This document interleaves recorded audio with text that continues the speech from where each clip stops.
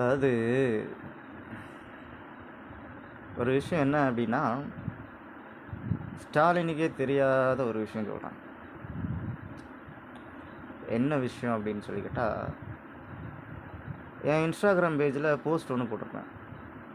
அந்த போஸ்ட்டில் பார்த்தீங்கன்னா, த பிரசிடெண்ட் ஆஃப் கலைஞர் கருணாநிதின்னு போனதுக்கு முன்னாடி பிரசிடெண்ட் ஆஷ் கலைஞர் கருணாநிதின்னு இருக்கும். இன் தி டிஎம்கே அப்படின்ட்டு இருக்கும்.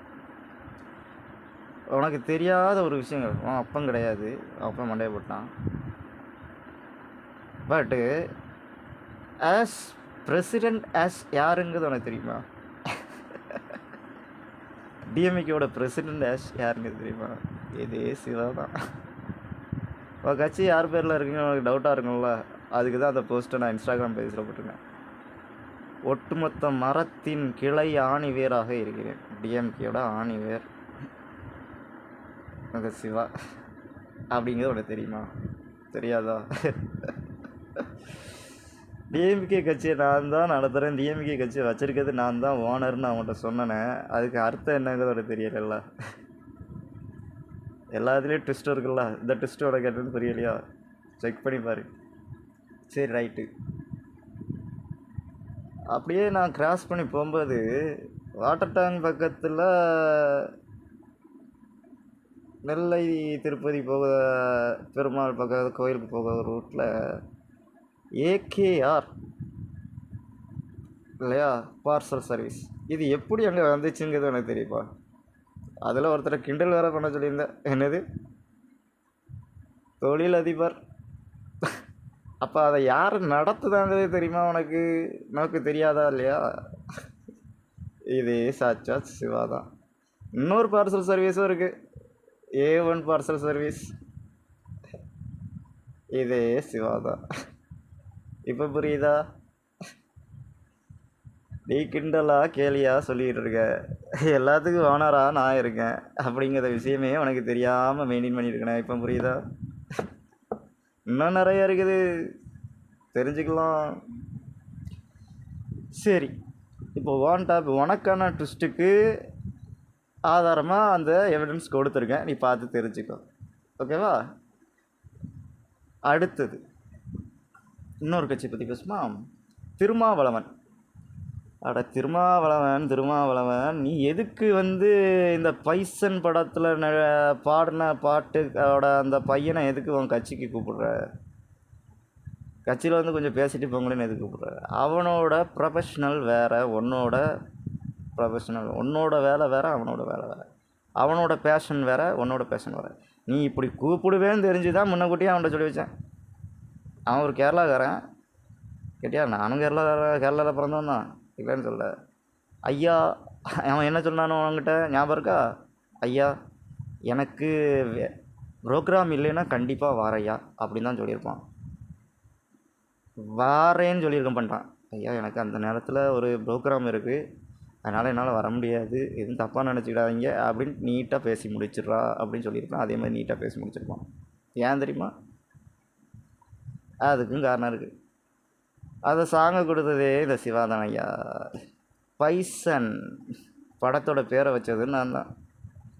நிப்பான் பெயிண்ட் கம்பெனியும் என்னோட தான். அதே பெர்ஜர் கம்பெனியும் நான் தான். ஏசியன் கம்பெனியும் நான் தான். என்னடா எல்லா கம்பெனியும் இவன் காண ஒன்றும் புரிய மாட்டேங்க. பைசன் அப்படின்னு சொல்லி ஒரு பெயிண்ட் இருக்குது தெரியுமா? அது பெர்ஜர் கம்பெனி. அந்த பேரை தான் அந்த இதுக்கு வச்சேன். ராயல் அப்படின்னு சொல்லி ஏசியன் கம்பெனியில் வச்சுருப்பேன். ராயல் சைன் அப்படின்னு சொல்லி 2 விதமாக வச்சுருப்பேன். அதுக்கும் அந்த பேரை தான் வச்சேன். அதனால தான் அதுக்கான போஸ்ட்டையும் போட்டிருப்பேன், பார்த்து தெரிஞ்சுக்கோ. பைசனுங்கிற பேர் எப்படி வந்துச்சு, டீசலுங்கிற பேர் எப்படி வந்துச்சு படத்துக்கு அப்படிங்கிற டீட்டெயில்ஸ்லாம் கொடுப்பேன். ட்விஸ்ட் எப்படி இருக்குது? கரெக்டாக இருக்கா? ஓனரில் அப்படி தான் இருக்கும். இன்னும் ட்விஸ்ட் இருக்குது. நீ போட்டிருக்க யூனிஃபார்ம் முதற்கொண்டும் ட்விஸ்ட் இருக்குது. திருமாவளவன் புரியல? லைட் ஸ்கை ப்ளூ கலர் கட்சிக்கொடி, வை ரீசன்ட்? அதுக்கும் உனக்கு இது அர்த்தமே தெரியாதுண்ணா. தெரியாத வரைக்கும் நல்லது. இன்னும் இருக்குது டீட்டெயில்ஸ். சரி, ஓன் டாப்பிக்கை நான் அப்புறம் பேசுவோம். அதுக்கு முன்னாடி மோடிக்கு ஒரு விஷயத்த பேசுவோம். நரேந்திர மோடி 193 கண்ட்ரிஸ் .1 அப்படி சொல்லி ஒரு ஒரு படத்தோட ஒரு போஸ்ட் ஒன்று இன்ஸ்டாகிராமில் போட்டிருப்பேன். ஒரு 4-5 கண்ட்ரி மட்டும் இருக்கிற மாதிரி போட்டிருப்பேன். ஆஸ் இஸ் எ கம்பெனின்னு சொல்லி ஃபோட்டோவோட போட்டிருப்பேன். யுனைடெட் நேஷன் அப்படிங்கிறதுல ஒரு போஸ்ட் ஒன்று போட்டிருப்பேன். அதில் பார்த்தீங்கன்னா 193.1 கண்ட்ரிஸ் அந்த ஓட் அப்படின்னு சொல்லி போட்டிருக்கோம். அது ஓட்டுங்கிறத இன்னொரு வார்த்தை போட்டிருக்கோம், விஓடி அப்படின்னு சொல்லிட்டு ஒரு வார்த்தை போட்டிருக்கோம். அதாவது அதோடைய அர்த்தம் என்னென்னா, நான் ஒருத்தன் போடுற ஓட்டு தான் எந்த கண்ட்ரியில் யார் பிரசிடெண்ட்டாக உட்காரணும், பிரதமராக உட்காரணும், யார் பதவியில் உட்காரக்கூடாதுங்கிறத தீர்மானம் பண்ணதே நான் தான். எலெக்ஷன் கமிஷனில் செலக்ட் பண்ணிடுவாங்க. செலக்ட் பண்ணாலும் நாங்கள் டிசைட் பண்ணி நான் கொடுக்குறது தான் அவங்க உட்கார வைப்பாங்க. உன் விஷயத்தில் என்ன தெரியுமா ஒரு டெஸ்ட் நடந்துச்சு? எப்படி நீ 10 வருஷத்துக்கு அப்புறம் அதாவது 4-5 ஆமாம் 2வது வாட்டிக்கு அப்புறம் பதவிக்கு வரணும்னு நீ ஆசைப்படுவேன். ஒன்று பதவியில் உட்கார வச்சேன்னா வச்சுக்கோ, மொத்தமும் சுவாலி முடிஞ்சு போயிடும்னு எனக்கு நல்லாவே தெரியும். கவர்மெண்ட்டே சுவாலி முடிஞ்சிடும் எனக்கு தெரியும். அதனால தான் அங்கே ஒரு டெஸ்ட்டு வச்சேன். என்ன டெஸ்ட்னு தெரியுமா? நான் ஓட்டே போடலை. பிரதமர் எலெக்ஷன் நடந்தபோது என் ஓட்டு விழுந்திருக்கான்னு பாரு, விழுந்திருக்காது. கள்ள ஓட்டு கூட அங்கே செல்லாது. ஏன்னா அங்கே வீடியோ ரெக்கார்டிங் இருக்கும், எவிடன்ஸ் ப்ரூஃப் கேட்பாங்க, என்னோடய ஃபிங்கர் பிரிண்ட்ஸோட ரிப்போர்ட்ஸ் இருக்கும், நான் வந்துட்டு போனதுக்கான எவிடன்ஸ் கேட்பாங்க. இல்லாமல் நீ எப்படி பதவிக்கு வந்து உன்னை பதவியிலேயே வச்சுருக்க முடியாது அப்படி சொல்லி சட்ட விதிமுறைப்படி இருக்குது. இந்திய அரசியலமைப்பு சட்டம். ஆக்சுவலாக அந்த இடத்துல நான் தான் இதில் நின்னேன், பிரதமராக பதவியில் நின்னேன் எலெக்ஷனில். ஸோ அதனால தான் நான் அங்கே ஓட்டு போடக்கூடாது அப்படிங்கிறதுக்காக இந்திய நாட்டின் பிரதமர் ஒன்றை பதவியை விட்டு தூக்கி ரொம்ப நாளாச்சு. அது தெரியாமல் தான் அந்த முட்டாக்கூதிமாக முர்முராணி புலம்பிட்டு கிடக்கா. பிஜேபி கட்சியே என் பேரில் தான் இருக்குங்கிறதே உனக்கு தெரியாது. அதுக்கு தான் எவிடன்ஸையும் நான் கொடுத்தேன், பார்த்துக்கூடா, தெரிஞ்சுக்கூடா. நீ இன்னும் டம்மியாகவே உட்காந்துட்டுருக்க, மற்றவங்களாம் இன்னும் டம்மியாகவே இருக்காங்க, உன்னை சுற்றி இருக்கவங்களாம் இன்னும் முட்டாள் குதியாகவே இருக்காங்க. நீ தான் நினச்சி ஒன்றை நம்பி ஏமாத்துறாங்க. அவங்க போடுற கையெழுத்துலேருந்து எதுவுமே செல்லுபடியாகாதுங்கிற விஷயமே அவங்களுக்கு தெரியாது. முதல்ல அது தெரியுமா? சட்டப்படி அப்படி போலி கையெழுத்து போட்டால் போலி ஆவண இதில் வழக்கு பதிவு செய்து உன்னையும் பிறரையும் கைது செய்து விடுவார்கள். தவறான ஆட்களை பதவியில் உட்கார வைத்தோம் என்று இந்திய அரசியலமைப்பு சட்டம், இன்டர்நேஷ்னல் கோர்ட் அண்ட் ஜட்ஜ்மெண்ட் படி யார் அந்த செயல்களை செய்தார்களோ அவங்களை கைது செய்து விடுவார்கள். அது தெரியுமா? தெரியாதுல்ல, தெரிஞ்சுக்கோ. நீ எப்படிடா பதவிக்கு வந்த அப்படின்னு ஒரு கேள்வி கேட்பேன். நான் பதவிக்கு எப்படி வந்தேங்கிறது தெரியாதா? உனக்கே தெரியாமல் எலெக்ஷன் கமிஷனில் அதுக்கான வேட்பு மனுவெல்லாம் தாக்கல் பண்ணி டாக்குமெண்ட்ஸ்லாம் ரிப்போர்ட்ஸ்லாம் ரெடி பண்ணி பதவிக்கு வந்து இப்போ பதவியில் இருக்கேன். இந்திய நாட்டின் பிரதமர். அடுத்தது பிரசிடெண்ட்டாக போகிறேன். ஆல்ரெடி பிரசிடெண்ட்டாக ஆகிட்டேன். அதுவும் தெரியாது உங்களுக்கு டீட்டெயில்ஸ். எப்படி இன்னும் புரியலையா? இந்த இன்டர்நேஷ்னல் மீட்டிங்ஸ் அட்டன் பண்ணால் முர்முராணி நீ அட்டன் பண்ணா இல்லையா? அவட்ட கேளு.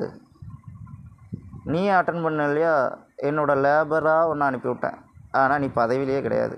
இந்த விஷயம் தெரிஞ்சிச்சுன்னா வச்சுக்கோ, ஒன்று அரெஸ்ட் பண்ணி உள்ளே வச்சுருவாங்க. அது தெரியுமா? தெரியாதுல்ல. ஓனராக இருந்துட்டு இப்படி ஒரு துரோகம் பண்ணிட்டீங்களே. ஓனராக இருந்து உனக்கு ஏன்டா நான் துரோகம் பண்ணணும்? நான் உனக்கு துரோகமே பண்ணலையா? நான் என்ன சொன்னேன்? என் ஃப்ரெண்டு முத்துவை விட்டு கேட்டு வரும்போது நான் என்ன சொன்னேன்? ஒரே விஷயம் தான் சொன்னேன், அவன் அடுத்தடி பதவிக்கு வரமாட்டான் அப்படி சொல்லி அனுப்புனேன். நீ என்ன பண்ண?